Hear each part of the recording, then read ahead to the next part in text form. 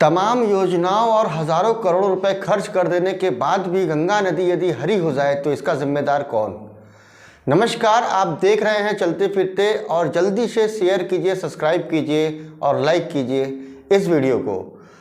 Corona महामारी के दौरान बनारस के लगभग सभी घाटों पर हरे शैवालों का, गंगा घाटों पर हरे शैवालों का पाया जाना गंगा स्वच्छता एवं परियोजनाओं की पोल खोल देता है और तमाम सरकारी दावों की धज्जियां उड़ा देता है।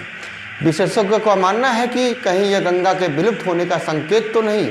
ऐसे में प्रश्नों का उठना स्वाभाविक है कि भारत सरकार द्वारा गंगा पुनरुद्धार के नाम पर बनाई गई कई परियोजनाएं घोटाला तो नहीं। गंगा नदी की प्राकृतिक बहाव एवं इसकी निर्मलता को पुनः कायम करने के लिए अब तक कई परियोजनाएं चलाई जा चुकी हैं और उन परियोजनाओं पर लगभग 1000 करोड़ रुपए की राशि भी खर्च की जा चुकी है, लेकिन गंगा का हाल सुधरने की बजाय और बिगड़ती चली जा रही है।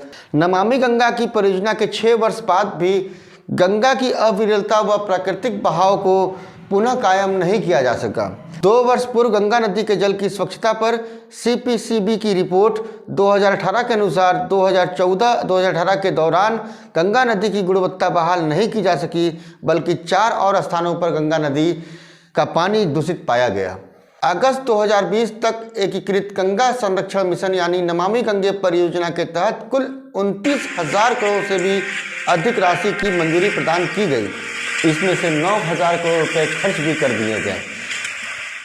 इस परियोजना के तहत अगस्त 2020 तक कुल 370 परियोजनाओं को मंजूरी प्रदान की गई थी, जिसमें से अगस्त 2020 तक मात्र 132 परियोजनाएं ही पूरी हो पाई। इधर विश्व बैंक की तरफ से गंगा को कायाकल्प करने के लिए 3,000 करोड़ की ऋण राशि देने का निश्चय किया गया है, जबकि इसके पूर्व वर्ष 2011 में विश्व बैंक की तरफ से गंगा बेसिन प्राधिकार परियोजना के लिए लगभग 4.5 करोड़ रुपए की राशि प्रदान की थी।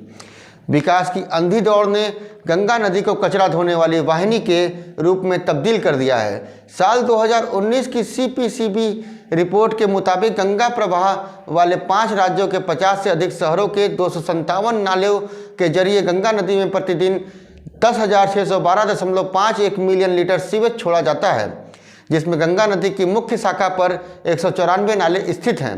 बाकी 63 अन्य नाले सहायक नदियों पर स्थित हैं।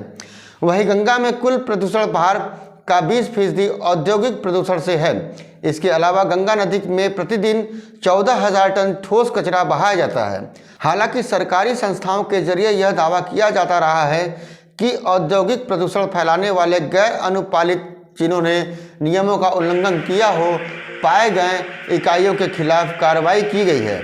हालांकि जमीनी हकीकत इससे भिन्न है।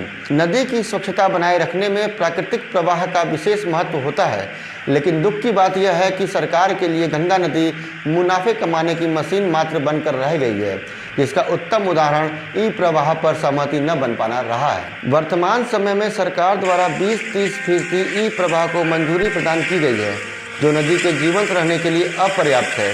गंगा नदी के ई प्रवाह को बनाए रखने में सबसे बड़ा रोड़ा गंगा नदी पर स्थित बैराज एवं बांध प्रणाली है, जो मुनाफे के लिए निर्धारित जल गंगा नदी में नहीं छोड़ रहे हैं।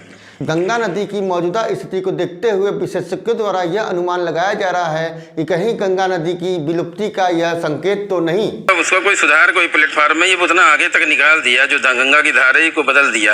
अब गंगा को लगता है कुछ दिन में क्या व्यापार सिस्टम बना रहा है, क्या कर रहा है। अब गंगा तो देखिए, गंगा प्रदूषण, गंगा साफ, गंगा सफाई, इतनी पैसा लग गया, लेकिन आज काय की व्यवस्था देखिए। गंगा की स्थिति देखकर तो काफी मन लगता है कि अपने सामने ही गंगा समाप्त हो जाएंगी।